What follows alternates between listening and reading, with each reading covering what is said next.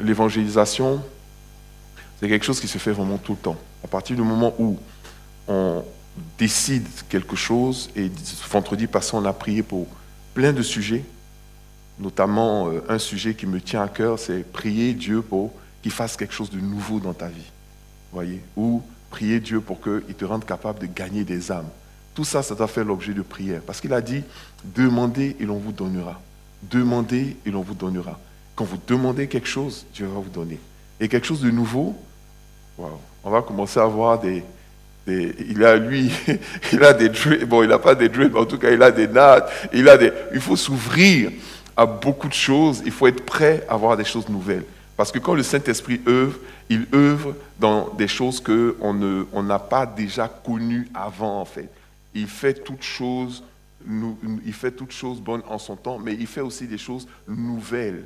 Amen, il fait toutes choses nouvelles. Et le Saint-Esprit peut œuvrer de manière nouvelle, et même par rapport à l'évangélisation, c'était, je pense, un autre déclic. Il faut s'attendre aussi à évangéliser d'une nouvelle manière, à toucher des âmes d'une nouvelle manière. Amen.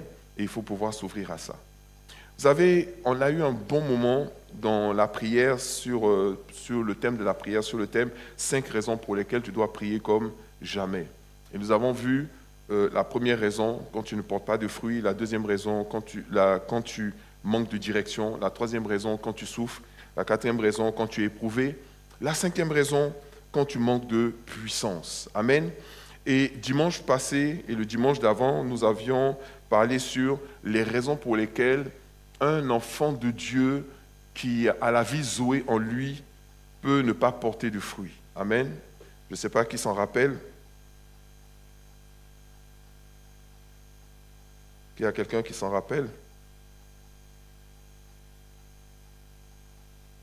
Oui, quand tu ne sèmes pas, parce que même si tu es un enfant de Dieu, tu ne sèmes pas, tu ne peux pas porter du fruit.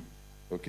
Deuxième raison, quand tu refuses de sortir de ta zone de confort, ok, parce que semer implique prendre des risques, ok, des risques que ta semence ne porte pas, des risques que ta semence tombe sur une mauvaise terre.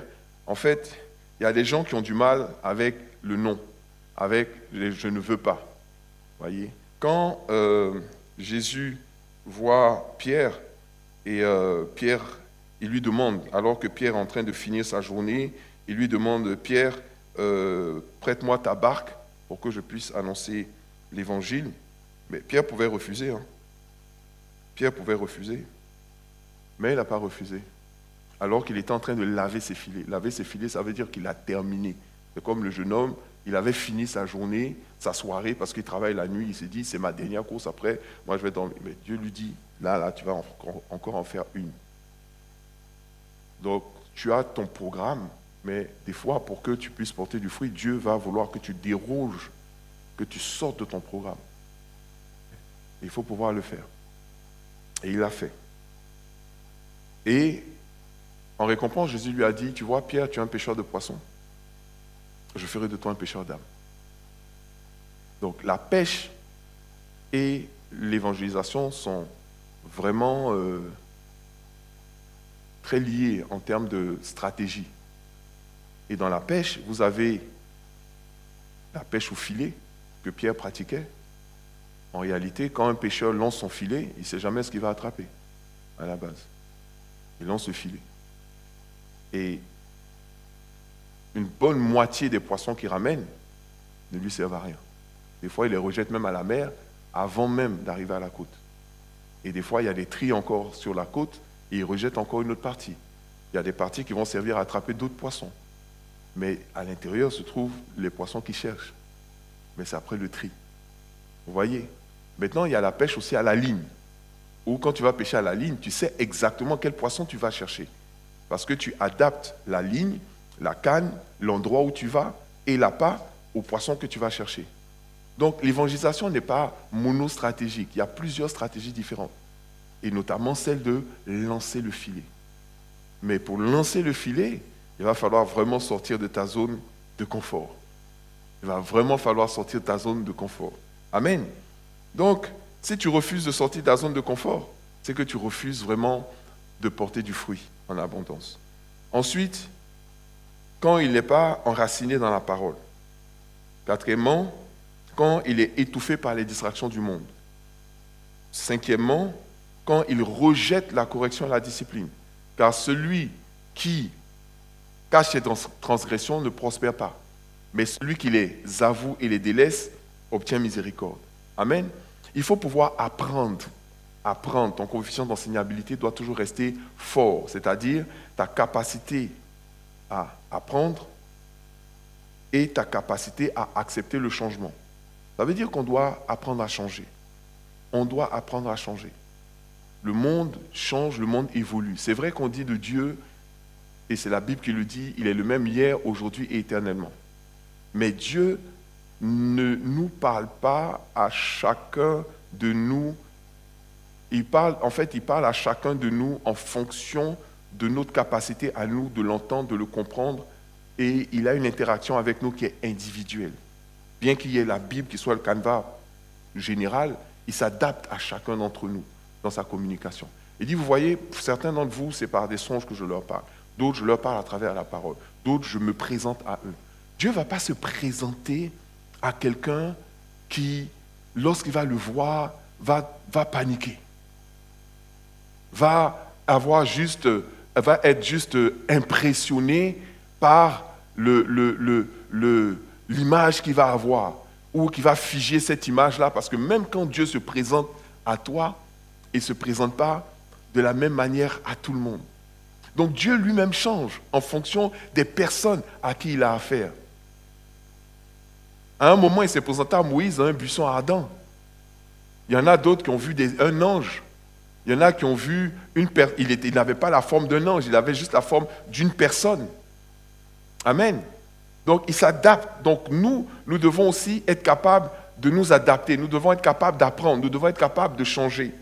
Et si nous ne sommes pas capables de changer, comme Pierre n'a pas été capable de changer lorsque Dieu lui a envoyé des viandes différentes que celles de la loi du Talmud, mais il a refusé d'évoluer même dans sa manière de manger. Dieu lui a dit, tu ne pourras pas parler aux païens. Parce que quand tu vas aller vers les païens, ils ne vont pas cuisiner comme les Juifs. Tu vas aller chez les Éthiopiens, ils ne vont pas cuisiner comme les Juifs. Tu vas aller chez des Européens, ils ne vont pas cuisiner comme des Juifs. Tu vas aller chez des Africains, ils ne vont pas cuisiner comme des Juifs. Donc ça veut dire que tu vas être scandalisé par leur manière de manger. Une fois même, Pierre passait et il a vu Paul assis avec des gens en train de manger. Et Pierre dit, mais Pierre a condamné ça en disant, oui, regardez Paul, il mange la viande sacrifiée aux idoles. C'est là que Paul a donné les plus grands enseignements dans le livre de Galates. Il dit, mais prenez garde à ce que, ayant commencé par l'esprit, vous ne finissez pas dans la chair. Parce que la rigidité est charnelle. L'esprit, il nous envoie dans des choses nouvelles. L'esprit a envoyé T.L. Osborne en Inde, gagner des milliers d'âmes. L'esprit a envoyé Reinhard Bonnke au Nigeria. Il a gagné plus d'âmes au Nigeria que dans le reste du monde. Aujourd'hui, le Nigeria rend l'évangile au monde avec des grands pasteurs, des grands bishops qui affectent des pasteurs aux États-Unis et vice-versa. Il y a un échange. Et Reinhard Bonnke aurait pu dire, moi je suis un Européen, je vais évangéliser d'abord l'Europe avant de partir en Afrique. En Europe, il n'avait pas de résultat. Il n'en a eu aucun. Même au Nigeria, ça n'a pas commencé du jour au lendemain. Il a d'abord commencé par des petites croisades. Il s'est d'abord même associé à un pasteur nigérian qui l'a introduit dans la dimension des miracles, de guérison et tout ça. Parce que lui, il apportait la parole et le pasteur nigérian, lui, il faisait les miracles. Et à un moment, le pasteur nigérian s'est dit, mais c'est moi qui fais le miracle, c'est moi qui l'onction. Non, ce n'est pas toi qui fais le miracle, c'est Dieu qui fait le miracle à travers toi. Et il a voulu mettre la pression à Reinhard Bonnke. Et lors d'une croisade, il a dit à Reinhard Bonnke, je ne viens pas. Donc Reinhard Bonnke était désemparé, il s'est dit, mais il va parler aux gens, après comment les miracles vont se faire? Le Saint-Esprit lui a dit, mais c'est moi qui fais les miracles. Toi, tu pries seulement. Et effectivement, lors de cette croisade-là, Reinhard Bonnke attend le prédicateur nigérian jusqu'au bout, et le prédicateur ne vient pas. Il dit, est-ce qu'il y a des malades parmi vous? Il y a plein de gens qui lèvent la main, oui. Il dit, bon, levez-vous. Et il prie le Seigneur, une simple prière. Mais il n'y a jamais eu autant de miracles aux croisades de Reinhard Bonnke que ce jour-là. Dieu a guéri les malades. Il a dit, quoi? Donc Dieu peut passer aussi par moi pour guérir les malades? Il avait déjà près de 30 ans de ministère. Il n'avait jamais enregistré un miracle de guérison. Est-ce que vous pouvez comprendre ça? Mais il est sorti de sa zone de confort. Il a accepté de changer. Il a accepté le changement. Il a même accepté de s'amputer. Parce que son dispositif était basé sur lui et une autre personne. Mais il a même accepté. Il dit, si ta main droite veut t'empêcher d'entrer dans le royaume de Dieu, mieux coupe ta main droite. Si ton œil veut t'empêcher d'entrer dans le royaume de Dieu, enlève ton œil, car mieux vaut rentrer manchot ou bonne que de ne pas y entrer du tout. Et effectivement, il a accepté ce changement majeur, il a continué dans ce que Dieu lui a donné, et aujourd'hui, ça a donné un Nigeria, c'est vrai qu'il n'est pas à 100% chrétien, c'est plutôt 50% chrétien, 50% de musulmans, mais vous imaginez, si cette grande nation africaine était à 100% musulmane, on n'aurait pas eu le boom évangélique qui continue d'être nourri suite à son travail. Vous comprenez? Et il y a ceux aussi qui ont évangélisé le Congo. Il y a ceux qui nous donnent aussi beaucoup d'églises évangéliques. Donc, sortir de nos zones de confort, très important. Sortir, accepter le changement, accepter. Et vous avez encore une autre raison, c'est ceux qui sont paresseux et négligents. Parce que si tu es paresseux, tu ne vas pas gagner des âmes. Même si tu as le Saint-Esprit. Et septièmement, si tu n'es pas connecté à Christ. On va accélérer parce que ça, c'était le récap de la première raison. Donc aujourd'hui, ce que nous allons voir, c'est les 7 raisons pour lesquelles un enfant de Dieu peut manquer de direction. 7 raisons pour lesquelles un enfant de Dieu qui a la vie Zoé, qui a le Saint-Esprit, peut manquer de direction. Parce qu'en tant qu'enfant de Dieu, tu dois entendre ton Père te parler. Tu dois pouvoir recevoir la direction quand tu as besoin de direction. Et si tu n'as pas de direction, c'est parce qu'il peut y avoir des éléments qui font que, en tant qu'enfant de Dieu, tu te prives de la direction de Dieu. La première raison, je vous l'avais dit déjà, c'est qui explique aussi la souffrance, c'est quand tu manques d'intimité avec le Père, avec Dieu. Quand tu manques d'intimité. Quand tu n'es pas un intime de Dieu, Dieu, je veux te dire, on donne la direction aux gens avec qui on a une certaine intimité. Comment tu entretiens l'intimité avec Dieu? À travers la prière et la méditation. Dis la prière et la méditation. Amen. C'est ce qui permet de cultiver ce qu'on appelle la communion avec Dieu.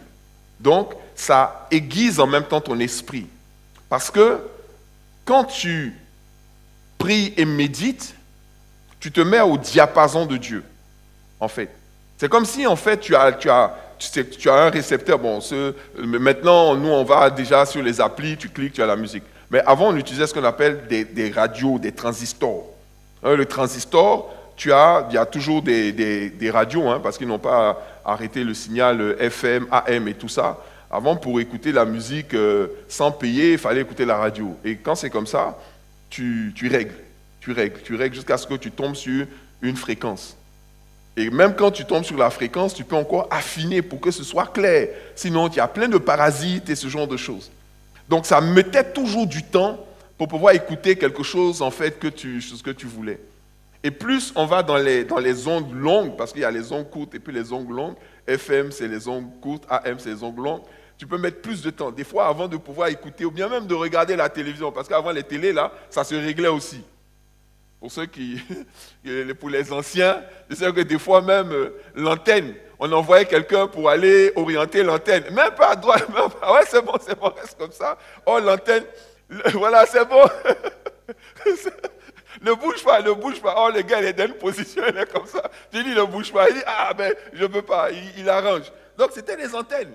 Et les antennes faisaient qu'on passait vraiment du temps, des fois, à voir une émission. Des fois, le temps même de trouver la fréquence, le dessin animé est déjà terminé.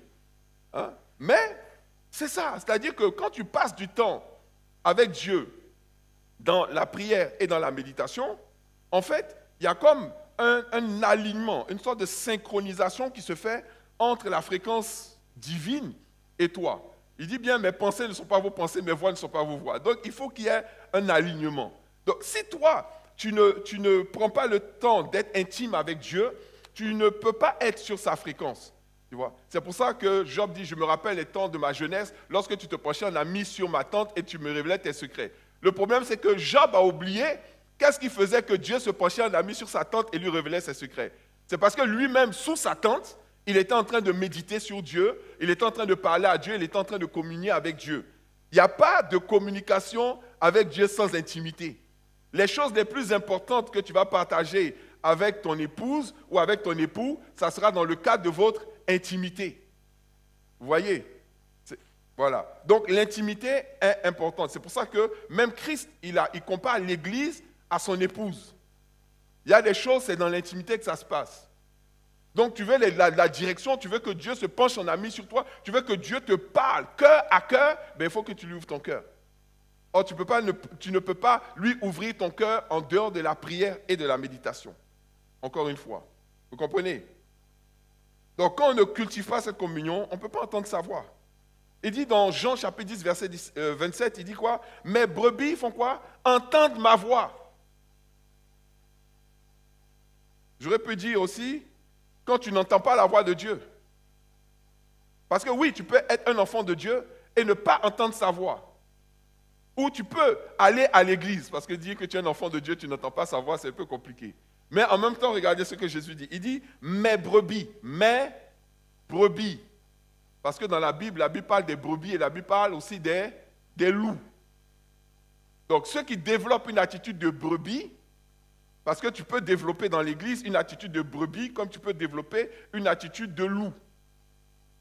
Et à la fin, il dit, je vais venir pour séparer les loups des brebis. Ou tu peux développer aussi une attitude de bouc. Ok? Mais il y a des loups aussi. Il dit, je vous envoie comme des brebis parmi des loups. Donc il y a des loups dans l'église et il y a des boucs. Maintenant, une chose entre les brebis, mais par contre, c'est comme quand il parle des blés et de l'ivraie. L'ivraie et le blé, quand c'est jeune, ça se ressemble. Les boucs et les brebis, quand ils sont jeunes, ils se ressemblent. Les deux, on les appelle agneaux. Sauf qu'il y a un moment, le bouc, lui, ses cornes vont commencer à pousser. Et quand ces cornes commencent à pousser, c'est les boucs que vous voyez là qui poursuivent dans les villages, les gens qui sont à vélo, qui donnent des coups de tête et ce genre de trucs. À un moment, tu vois que le bouc là, le jeune, l'agneau qui devient bouc, il commence à donner des coups de tête à gauche, à droite. Hein. Et eux, quand ils se battent, c'est en coups de tête. Donc, tu vas commencer à voir un peu l'esprit un peu rebelle, l'esprit un peu, je donne des coups de tête là. Donc, il y a des boucs dans l'église. Mais Jésus ne dit pas, mes boucs, ou les boucs entendent ma voix. Il dit mes brebis. Mes brebis entendent ma voix. Les boucs, généralement, bouc, c'est l'image du rebelle. Et brebis, c'est l'image de celui qui est soumis. Ou de la soumission. Donc il dit, mes brebis entendent ma voix, je les connais. Et il dit quoi? Elles me suivent. Elles me suivent.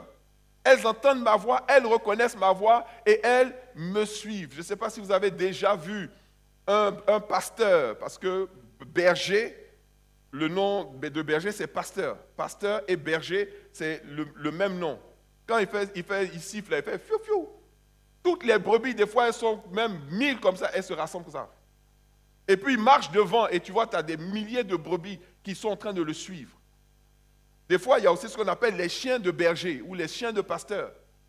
Un seul chien, 1000 brebis. J'en ai vu un, il court comme ça, jusqu'à même, il court sur le dos des brebis pour se mettre devant. Et quand il se met devant, toutes les brebis se rassemblent derrière lui. Après, il fait le tour, il passe derrière, il aboie, les brebis marchent comme un seul homme jusqu'à qu'ils rentrent dans leur pâturage. Parce que si tu dois mettre un homme pour chaque brebis, je ne sais pas, on va vendre la brebis à combien ou bien elle vaut combien. Tu ne peux pas mettre un homme derrière une brebis, mais tu peux mettre quoi? Une voix. Une voix. Et dans tous les peuples, eux tous, ils ont compris ça. Quand le pasteur ou le berger, quand il fait « oh oh, oh oh », toutes les brebis se rassemblent. Et du fait qu'elles puissent reconnaître sa voix, dépend même leur survie. Leur survie. Parce qu'il peut les rassembler rapidement pour les protéger du loup. Il peut les rassembler rapidement pour les protéger d'une attaque imminente. Vous voyez? Si vous voulez comprendre même le ministère d'un berger ou d'un pasteur, c'est une très très belle allégorie de celle du berger. Il dit, l'Éternel est mon berger, je ne manquerai de rien. Tu vois? Il me fait reposer dans de verts pâturages, il restaure, et près des eaux paisibles, il restaure mon âme. Quand je marche dans la vallée de l'ombre de la mort, je ne crains aucun mal. Ta houlette et ton bâton me rassurent. Tu vois?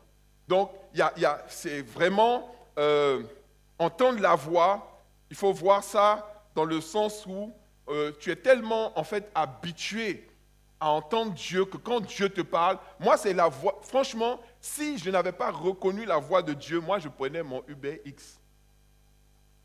Mais comme j'ai reconnu sa voix, j'ai pris le confort.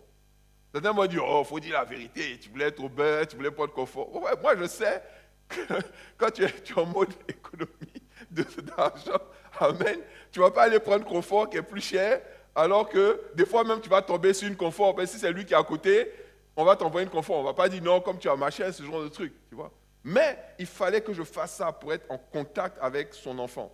Vous voyez? Mais c'est sa voix qui m'a dirigé de la sorte.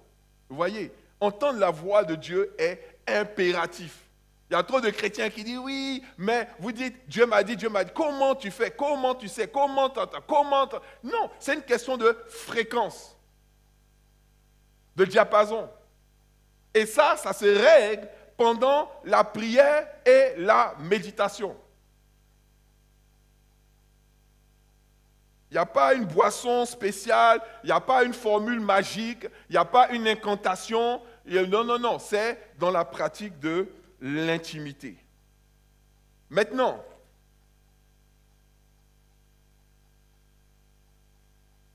à partir de maintenant, tu vas entendre la voix de Dieu. Dis Amen, Amen, Amen. De manière claire et limpide. Sauf que quand tu entends la voix de Dieu maintenant, il y a deux possibilités. Soit tu obéis, soit tu désobéis. La deuxième raison pour laquelle un enfant de Dieu peut manquer la direction de Dieu, c'est quand il aime désobéir ou quand il refuse d'obéir à ce qu'il a déjà dit. Dieu ne va pas toujours te donner des nouvelles directives quand tu n'as pas obéi à la directive précédente. Tu vois? Parce qu'il y a des gens, Dieu va lui dire, bon, ok, tu es dans cette situation, tu es bloqué de partout, machin et tout, fais ça. Ah non, je ne veux pas ça, donne-moi autre chose. Hé, mon frère, on n'est pas dans... Tu n'es pas en train de dealer avec un homme, hein? Ce n'est pas un jeu. Tu parles à Dieu quand même. Dieu, donc toi, tu vas estimer que non, la première direction que Dieu t'a donnée, ce n'est pas bon pour toi. Mais tu veux une autre. Comme on dit, c'est une expression, tu vas longtemps, des fois. Tu vas longtemps. Parce que la Bible dit qu'un jour pour Dieu, c'est comme 1000 ans pour l'homme. Dieu, lui, s'attend à ton obéissance d'abord avant de te donner une autre direction. Et très souvent, et ça Jésus nous l'a dit, la première direction que Dieu nous donne, toujours, la première direction que Dieu nous donne, vous savez c'est quoi? La toute première, très souvent. Non. Mais aimer induit quelque chose. Non.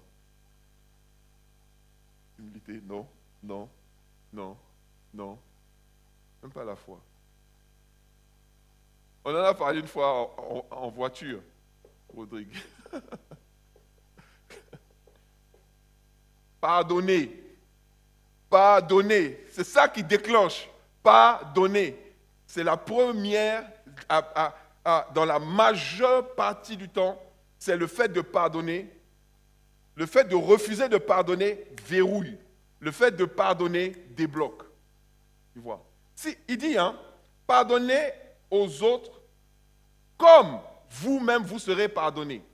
Donc, imagine, tu bloques en fait ta vie, ta communion avec Dieu, la direction de Dieu quand tu refuses de pardonner. La première des choses, Dieu va te dire, pardonne. Pierre dit à Jésus, oui, mais combien de fois dois-je pardonner à mon frère? S'il a péché contre moi, combien? 77 fois. Hein? Non, non, non. Il a dit, voilà, jusqu'à 77 fois. Jésus lui dit, dans ce cas, tu vas pardonner 7 fois, 77 fois. Pour dire qu'un enfant de Dieu pardonne. Si tu veux avoir Dieu de ton côté, pardonne. Tu sais pourquoi? Parce que Dieu lui-même nous a pardonné. Si Dieu ne m'avait pas pardonné, je ne pourrais pas me tenir là devant vous. Et je vous dis, ce n'est pas moi seul, c'est nous tous, c'est tout le monde. Même ceux qu'on croit qu'ils sont descendus du ciel avec des anges, avec des ailes d'anges, non, ça n'existe pas. Nous avons tous péché et nous sommes privés de la gloire de Dieu. Et Christ nous a pardonné. Même Jésus même a trouvé une circonstance atténuante aux gardes qui l'ont frappé, qui lui ont arraché sa barbe et qui lui ont déposé une couronne d'épines sur la tête. Qu'est-ce qu'il a dit? Pardonne-leur, car ils ne savent pas ce qu'ils font. C'est la première chose que Jésus a faite, c'est de leur pardonner. Alors qu'il était encore sur la croix. C'est-à-dire que le gars, il est en train de te mettre des clous dans la main et tu dis, Seigneur, pardonne-lui. Non, je crois qu'on n'a pas compris. À partir du moment où tu dis, non, ça là, je ne laisse pas, tu viens de mettre un ciel en fer sur ta tête. Tu ne peux ouvrir le ciel que si toi-même tu pardonnes. Et justement, on avait parlé de la parabole du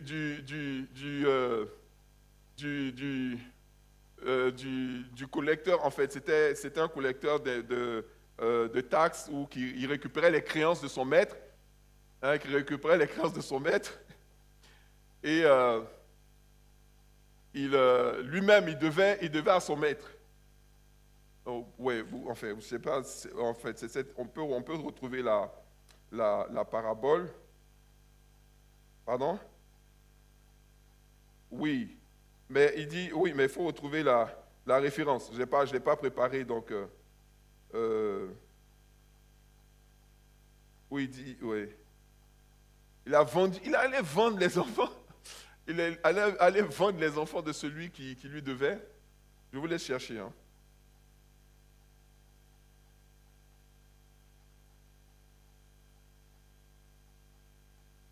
Ok, super. Matthieu, en plus, je suis déçu. Matthieu 18, tu as dit? Voilà. Oui, il dit voilà. En plus, je suis. Matthieu 18, 21. Alors Pierre s'approcha de lui et dit, Seigneur, combien de fois pardonnerai-je à mon frère lorsqu'il péchera contre moi? Combien de fois pardonnerai-je à mon frère lorsqu'il péchera contre moi? Et serait-ce jusqu'à 7 fois? Regardez l'homme, il dit, serait-ce jusqu'à 7 fois. C'est-à-dire que donc toi tu veux compter quoi. C'est-à-dire que, et oui, tu as péché contre moi, ça fait 1. Tu as péché contre moi, ça fait 2. Là, on a atteint le plafond, c'est fini, moi je ne pardonne plus. Jésus lui dit, je ne te dis pas jusqu'à 7 fois, mais jusqu'à combien? 70 fois. Ok, c'est une Bible de Suisse. Voilà, donc c'est 7 fois, 77 fois. C'est-à-dire Jésus a multiplié son 7 là par 77. Et là, ça fait 700. Tu vois, bon, ce n'est pas le chiffre exact, mais pour dire, il y a plein de 7 dedans. Pour te dire que la volonté parfaite, c'est 3 fois 7. Vous avez 3 chiffres qui sont importants dans la Bible. Il y en a beaucoup qui sont importants, mais vous avez le chiffre 3 et vous avez le chiffre 7. 7, c'est la perfection. 3, c'est la divinité. Donc, la perfection de la divinité, c'est 7, 7, 7. Ça veut dire pardon, pardon, pardon, pardon, pardon, pardon. Pardon, pardon, pardon, pardon, pardon, pardon, pardon, pardon. Et le jour où tu arrêtes de pardonner, toi-même tu viens de sceller en même temps ton sort. Jésus lui dit, je ne te dis pas, ok, verset 23, c'est pourquoi le royaume des cieux est semblable à un roi qui voulut faire rendre compte à ses serviteurs. Donc il dit maintenant, voilà comment le royaume des cieux est. Quand il se mit à compter, on lui amena quoi? Un qui devait 10 000 talents. Comme il n'avait pas de quoi payer, son maître ordonna qu'il fût vendu. Lui, sa femme, ses enfants et tout ce qu'il avait, et que la dette fût acquittée. Le serviteur se jetant à terre se prosterna devant lui et dit, Seigneur, aie patience envers moi, et je te paierai tout. Ému de compassion, le maître de ce serviteur le laissa aller et lui remit la dette. Après qu'il fut sorti, ce serviteur rencontra un de ses compagnons qui lui devait 100 deniers. Lui devait combien? 10 000. Et lui, il rencontre quelqu'un qui lui doit sur quelque chose que lui-même il a emprunté.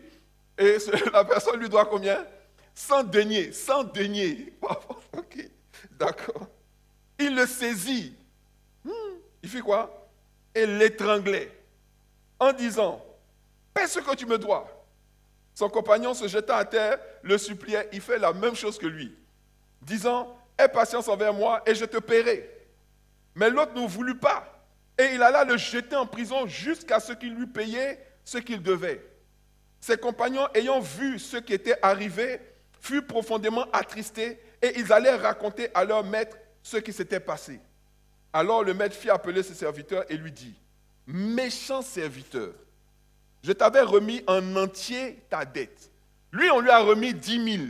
L'autre lui doit 100. Il pouvait lui remettre aussi. Non, non, non. Il fallait qu'il récupère. Il dit, mais moi, je t'avais remis ta dette en entier parce que tu m'en avais supplié. Ne devais-tu pas aussi avoir pitié de ton compagnon comme j'ai eu pitié de toi? Et son maître irrité fit quoi? Le livra, mais à qui? Au bourreau. Lui, on ne l'a pas mis en prison, on l'a livré au bourreau. Vous savez, c'est quoi un bourreau? C'est un frappeur. Lui, son travail, c'est-à-dire, lui, il a été formé pour te faire le plus mal possible sans te tuer. C'est lui qu'on appelle le bourreau. Un bourreau, quand on t'emmène à un bourreau, là, il est assis comme ça dans son bureau. Les rois de France avaient des bourreaux. Chaque roi, un roi a un bourreau. Parce que c'est ce qu'on appelle les basses besognes. Lui, c'est pas lui qui va te torturer. Donc, il y a un gars dans le royaume, on l'appelle le bourreau. Souvent, certains, ils portent des masques ou des sortes de cache-figures en cône là pour qu'on ne les reconnaisse pas. Mais il est docteur dans la souffrance. Ils ont inventé toutes sortes de techniques pour te faire, c'est-à-dire que le jour là, tu as maudit même le jour de ta naissance. Quand tu arrives, pour lui, tu es de la viande. Il se frotte la main comme ça. Il dit, bon, alors, c'est un mauvais quart d'heure que tu vas passer. Donc là, maintenant, le maître ne l'a pas mis en prison. On l'a fait quoi? On l'a livré au bourreau. Ça veut dire quoi? Quand tu refuses de pardonner, c'est même pas que tu es bloqué. C'est que Dieu lui-même va commencer à travailler contre toi. Et là, c'est dangereux. C'est très dangereux. Et son maître irrité le livra au bourreau jusqu'à ce qu'il eût payé tout ce qu'il devait. Maintenant, regardez ce que Jésus dit. Il dit, c'est ainsi que mon Père céleste fera quoi? Vous traitera. Si chacun de vous ne pardonne à son frère de tout son cœur. Quelle est la raison pour laquelle tu ne pardonnes pas? Quelle est la raison?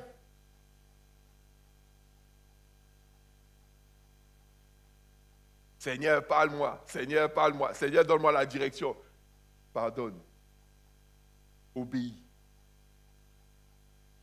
à la première instruction. Et comme j'ai dit souvent, la première instruction, c'est pardonne. Il y en a qui disent, ah non, c'est plus fort que moi. D'accord? Vous savez, quand nous-mêmes, on ne veut pas s'instruire, il y a des gens qui sont là pour nous instruire. Généralement, si vous ne voulez pas discipliner votre enfant, c'est un geôlier qui va le discipliner. C'est en prison, on va le discipliner. Si tu ne veux pas obéir, Dieu dit, ok, ben, tu vas avoir affaire au bourreau. Même la dîme, là, ce n'est pas compliqué. Où tu donnes la dîme, il y a un passant, on lui a demandé, on dit, mais dans ton église, là, combien sont fidèles dans la dîme? Il dit, lui, 100%. On dit, quoi? On n'a jamais vu ça. C'est quel pasteur qui affiche 100% de fidélité dans la dîme? Il dit, non, parce que moi, je ne cours pas après ça. Il dit, ou après eux, il dit, il y a ceux qui donnent volontairement, et puis il y a ceux dont le diable, le dévoreur se charge de récupérer la dîme avec eux. Parce que c'est ce qu'il a dit. Mettez-moi de la sorte à l'épreuve et vous verrez si pour vous, je ne fais pas quoi. Je ne menace pas celui qui dévore. Donc, où tu donnes volontairement, tu obéis, et la dîme, c'est par obéissance. Les offrandes, c'est par amour. Tu vois? Donc, ou tu donnes par obéissance, ou tu désobéis, et c'est celui qui dévore qui va venir chercher la dîme. Mais lui, généralement, comme il aime dévorer, il vient prendre un peu plus, sinon beaucoup plus. Et tu vois qu'au lieu que ton argent soit bien réparti, bien équilibré, que tu sois bien fluide dedans, tu as des dépenses, toi-même tu ne sais même pas d'où ça vient. Donc, Dieu ne donne pas toujours des nouvelles directives quand on n'a pas obéi aux précédentes. Okay? Dans Psaume 32, versets 8 à 9, il dit « Je t'instruirai et te montrerai la voie que tu dois suivre. Ne soyez pas comme un cheval ou un mulet sans intelligence. » L'obéissance précède donc la direction. Et comme j'ai dit, la première obéissance, c'est le pardon. Dès que tu auras pardonné, Dieu va te dire « Ok, now we are together. » Je vais te dire ce que tu dois faire, la prochaine chose que tu dois faire. Donc, ce qui induit, troisièmement, la troisième raison pour laquelle un enfant de Dieu, qui est baptisé dans le Saint-Esprit, ne peut manquer de direction. C'est quand il s'appuie sur sa propre intelligence. Vous savez, parmi nous, il y a des gens qui sont très intelligents. Très intelligents. Dieu, il a gâté certaines personnes, il leur a donné une intelligence très, très, très, très, très affûtée. Mais des fois, c'est le piège même. Des fois, mieux vaut être même pas très, très intelligent et être un peu plus obéissant. Il dit, dans Proverbes chapitre 3, versets 5 à 6, « Confie-toi en l'Éternel de tout ton cœur et ne t'appuie pas sur ta sagesse. » Mais le mot qui a été traduit sagesse, c'est plus intelligence, okay, sur ton intelligence. « Reconnais-le dans toutes tes voies et il fera quoi? Il aplanira tes sentiers. » Parce que tu peux être intelligent, hein, mais je ne sais pas si tu peux être plus intelligent que le diable.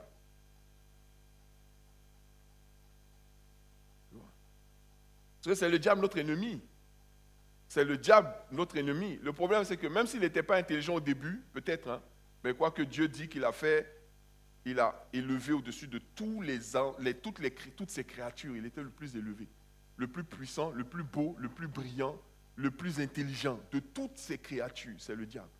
Non seulement ça, mais il pratique l'homme depuis la création de l'homme. Il n'y a rien qui lui est étranger à l'homme. Et en plus, il connaît ton arbre généalogique mieux que toi-même. Donc des fois, quand on lui dit telle personne, il dit, mais c'est le petit-fils de tel gars, non.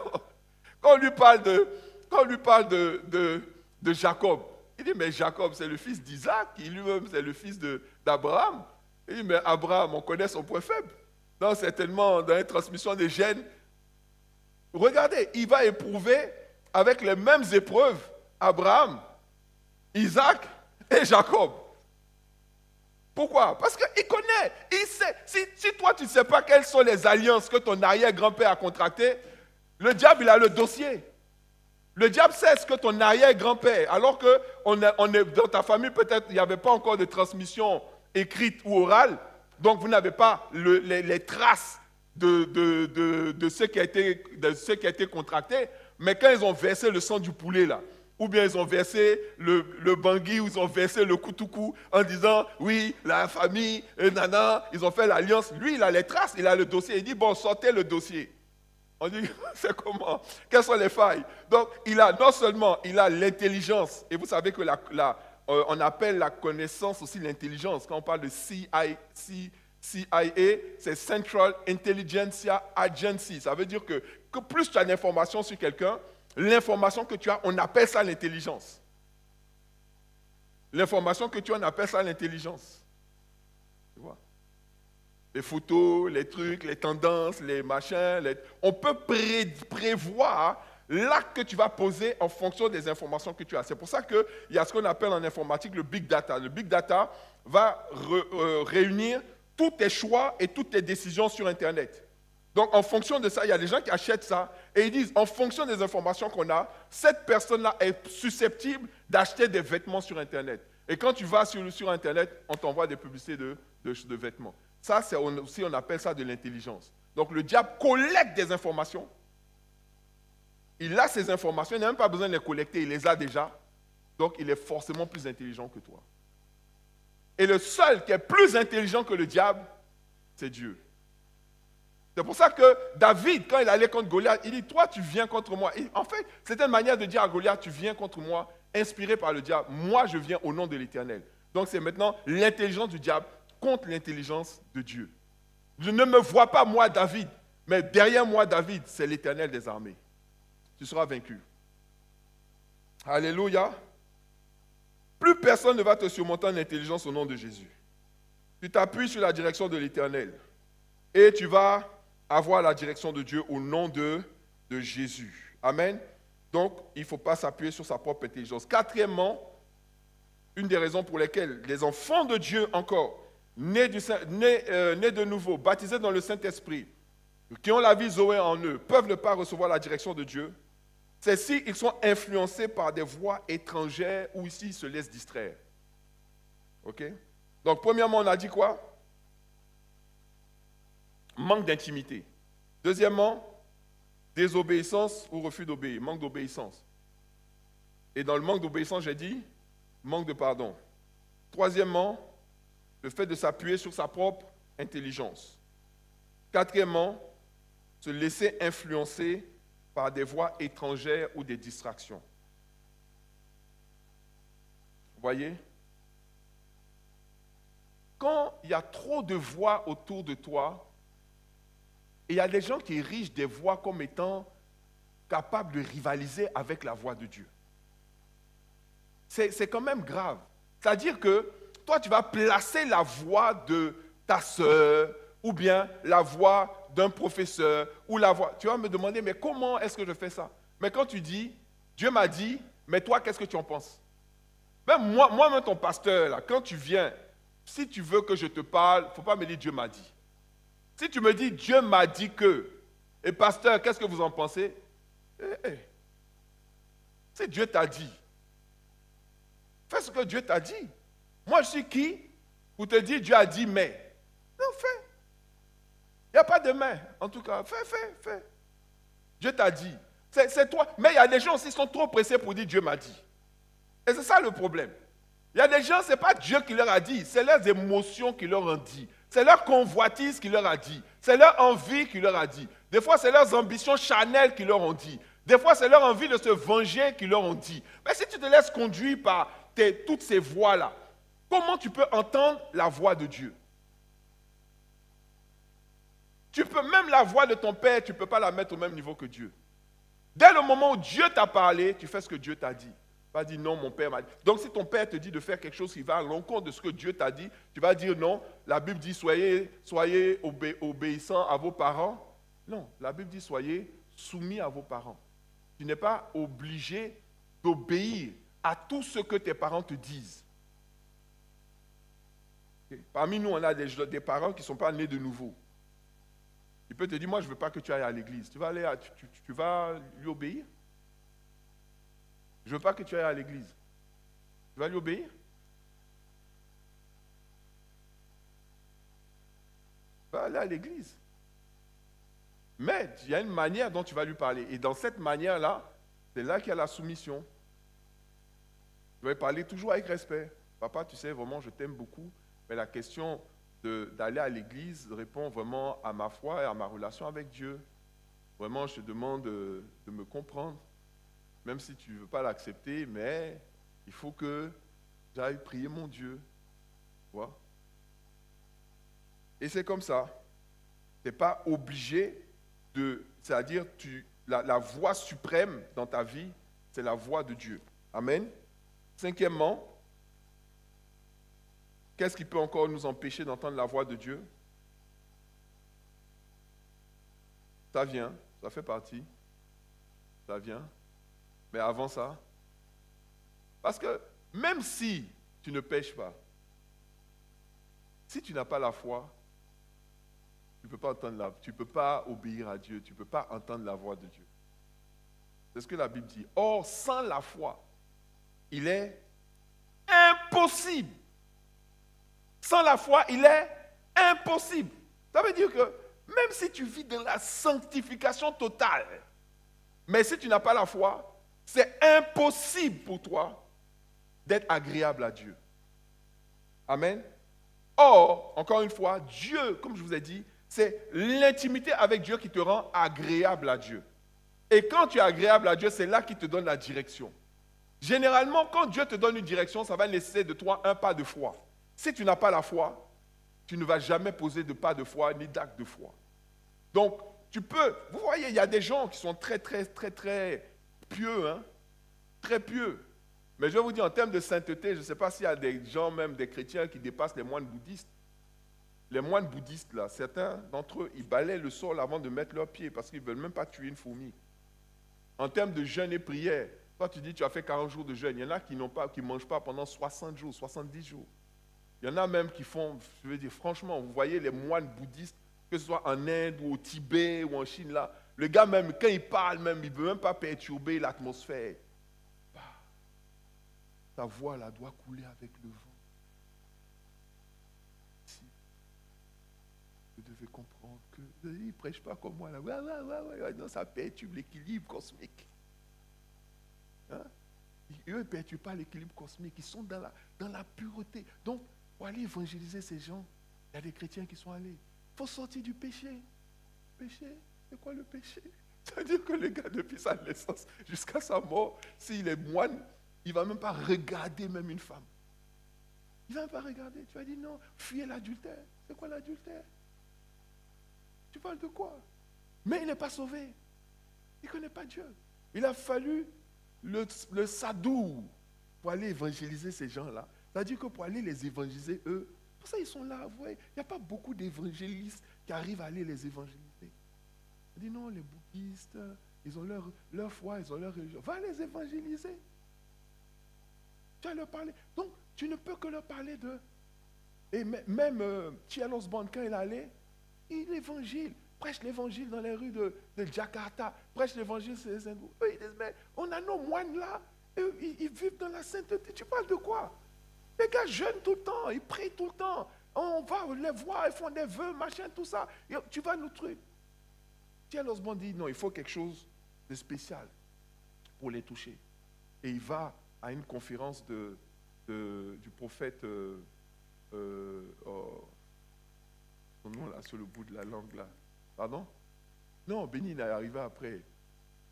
Non, lui, il n'a jamais eu plus de 400 personnes. Et maintenant, il y a Branham, William Marion Branham. Marion Branham était en train de prêcher sur l'estrade. L'onction était là. Le Saint-Esprit, les gens étaient baptisés le Saint-Esprit. Il dit, voilà ce qu'il me faut pour aller, pour retourner en Inde. Il venait d'un fiasco en Inde, mais terrible. Et Branham a appelé les gens à la conversion, il est né de nouveau, il a prié pour leur baptême dans le Saint-Esprit, Thiel a été baptisé dans le Saint-Esprit. Et quand il a eu la foi maintenant, il n'est pas allé avec des messages moralisateurs, il est allé avec la démonstration de puissance, car notre évangile n'est pas seulement une démonstration, n'est pas seulement de la parole, tu vois, mais c'est également la manifestation de la puissance de Dieu. Donc quand il arrive, il voit une procession, c'est-à-dire les gens sont en train d'aller enterrer un mort. Dieu lui dit, ressuscite le mort. Il dit, hein? Tu veux gagner les hindous, tu veux gagner les indiens, tu veux gagner les bouddhistes. Eux, ils ont fini le péché, ils ont fini tout ce que tu vas leur enseigner là, ils ne sont pas dedans. Là maintenant, c'est la foi qui va parler. Je dis, ressuscite le mort.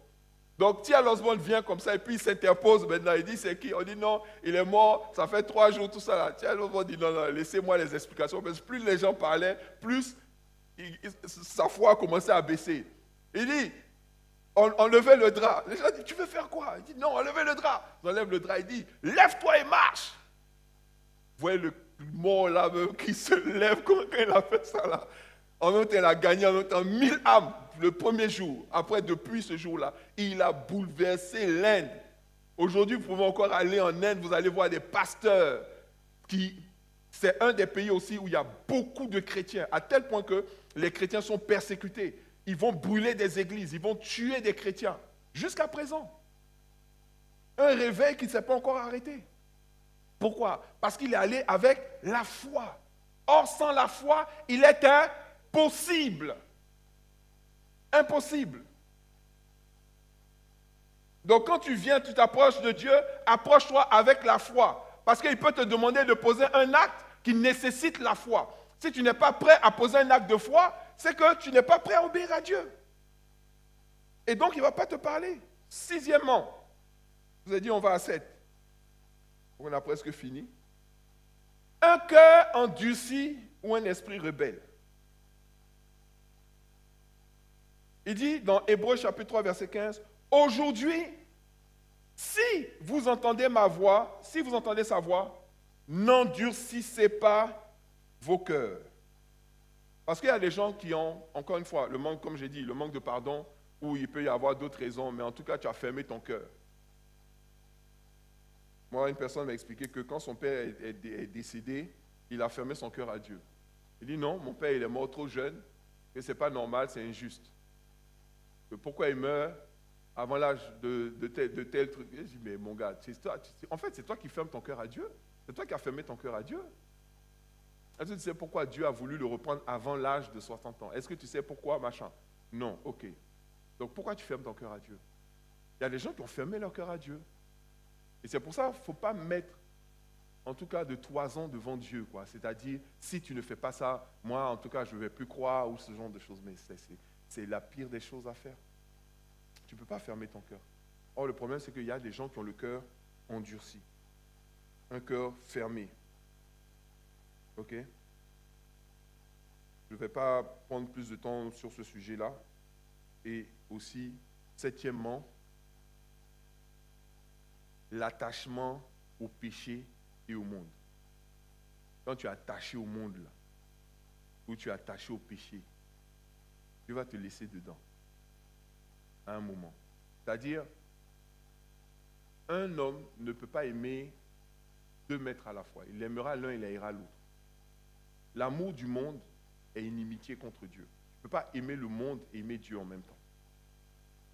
Tu ne peux pas t'attacher au monde, à t'attacher au péché et puis aimer Dieu en même temps. Amen. Tu dois accepter de te détacher du monde. Tu dois accepter de te détacher du péché. Parce que, qu'est-ce que Dieu dit? Il dit non, mes oreilles ne sont pas dures et ma main n'est pas trop courte pour entendre et ma main pour agir. Il dit, mais ce sont vos péchés qui mettent une distance entre vous et moi et qui vous empêchent. Ce n'est pas que Dieu ne parle pas, Dieu te parle, mais toi tu es empêché par le péché. Donc répète après moi, le péché empêche. Ouais. Le péché empêche. Le péché t'empêche d'entendre. Ce n'est pas que Dieu ne te parle pas. Dieu te parle, mais tu ne peux pas entendre parce que le péché bouche tes oreilles. Le péché t'aveugle spirituellement. Le péché t'alourdit. Le péché fait que tu es dans le brouillard et tu ne peux pas recevoir la direction. C'est pour ça que dans 1 Jean chapitre 2, verset 15 à 17, il dit « N'aimez point le monde, ni les choses qui sont dans le monde. » Les gens qui aiment ça, n'aiment ça. Plus tu t'attaches au monde, moins tu discernes la volonté de Dieu. Parce que le monde aussi a sa voix. Là, le monde parle. Le monde là, c'est une influence. Vous avez dit, il faut éviter la distraction. Le monde exerce une influence. On n'est pas du monde, mais on vit dans le monde. Et Dieu nous demande de vaincre le monde. D'avoir la victoire sur le monde et sur l'esprit du monde. Est-ce que vous voyez? Donc, vous ne pouvez pas vaincre quelque chose que vous aimez. Imagine, tu combats contre quelqu'un, tu aimes la personne. Au moment où tu peux lui donner le coup de grâce, là, tu vas éviter. Mais si la personne ne t'aime pas de la même manière, tu vas prendre pour toi. Parce que tu ne peux pas combattre quelque chose que tu aimes. Non, je vais sortir du monde. Oh non, mais le monde est trop doux. C'est un dilemme, c'est compliqué. Et tu veux que Dieu te donne la direction. En résumé donc, 7 raisons pour lesquelles un enfant de Dieu, baptisé dans le Saint-Esprit, marche dans la vie Zoé, peut avoir un manque de direction, c'est quand il manque d'intimité, désobéit, s'appuie sur son intelligence, a trop de distractions dans sa vie, est incrédule, a un cœur endurci ou est attaché au monde. Là, à ce moment-là, il ne va pas avoir de direction. Mais comme en même temps, le manque de direction est un sujet pour lequel il faut prier comme jamais. Il ne faut pas accepter de vivre sur cette terre-là sans que Dieu ne te dirige. Il y a des gens aujourd'hui qui sont devenus inséparables avec le GPS. Maintenant, si tu n'utilises pas le GPS, peut-être tu utilises Maps pour marcher. Tu aimes marcher, tu as Maps. C'est inséparable. Ou tu n'as pas Maps, tu aimes prendre les transports, tu as l'application RATP, pour avoir, tu prends tel métro, machin et tout. Tu es inséparable avec ça. Pourquoi? Parce que tu dis où tu veux aller et puis le truc te donne quoi? La direction. Mais là, il ne s'agit pas d'une application. Il s'agit de l'Éternel des armées. Il y a une relation à avoir avec lui pour qu'il te donne la direction. Il dit, papa, je veux aller à tel endroit. Papa dit, c'est bien, cet endroit-là est bon pour toi. Voilà comment tu vas procéder. Voilà ce que tu vas. Alléluia. Et quand tu le fais sur ta direction, il y a une semaine, j'ai écrit un message à un homme qui prend des décisions qui sont très très importantes. Donc les gars, je ne veux pas trop rentrer dans les détails, mais je veux quand même donner le témoignage. Donc lui, il prend des décisions très importantes. Et il a commencé à mettre une pression. Je lui ai envoyé un message poussé par le Seigneur. Je lui ai dit, mon gars, vraiment, là, cette période-là, voilà comment ça va se passer, tant, il faudrait que tu fasses ça. Et quand il a fini de lire, j'ai vu l'accusé de réception, il a mis un temps, il a commencé à écrire. Après, il y a une pause. Vous voyez, quand quelqu'un commence à écrire, vous voyez les 3 petits points. Après, ça s'arrête. Après, ça s'est effacé totalement. Ensuite, il me renvoie, il me dit, mais qui t'a conseillé d'écrire ça? Voilà sa question, c'est qui t'a... Moi, je n'ai pas répondu directement, mais si je disais Dieu, le pouvait le provoquer. Je lui ai dit, pourquoi? Il dit, parce que vous avez attiré mon attention. Tout ce que vous m'avez demandé là, je vous accorde ça. Dieu m'a dicté chaque mot que je devais mettre dedans. C'est incroyable. Je vous assure, notre Dieu là, non, il est fort. Il est trop fort. La Bible dit de lui que le cœur des rois est comme un ruisseau entre ses mains, il incline là où il veut. C'est lui il est trop fort. Il dit, mais qui t'a dit, qui vous a dit d'écrire ça? Pourquoi? Il dit, non, parce que vous avez touché mon cœur. C'est bon, c'est plié. Alléluia. La direction, c'est fondamental. Donc, tu es un enfant de Dieu, tu ne portes pas de fruits. Tu n'as pas de direction de la part de Dieu. Voilà, on a vu déjà les 7 raisons pour lesquelles tu peux ne pas porter du fruit, les 7 raisons pour lesquelles tu peux ne pas avoir de direction. À partir d'aujourd'hui, Dieu va nous donner la direction dans tout ce que nous devons faire, accomplir au nom de Jésus. Dieu te donne la direction. Tu vas entendre la voix de Dieu de manière fluide au nom de Jésus. Ton intimité avec Dieu est restaurée. Dis Amen, Amen, au nom de Jésus. Alléluia. Ta capacité à pardonner est restaurée au nom de Jésus. Alléluia. À partir de maintenant, ton intelligence ne va plus aller à l'encontre de la direction de Dieu dans ta vie au nom de Jésus. Amen. Et toute voix étrangère et toute distraction prend fin dans ta vie au nom de Jésus. Ta foi est restaurée. Et tout doute, toute incrédulité prend fin dans ta vie au nom de Jésus. Je déclare que le miraculeux devient encore possible dans ta vie au nom de Jésus. Et s'il y a un ciel d'airain qui s'est fermé sur ta tête, ce ciel-là s'ouvre maintenant au nom de Jésus.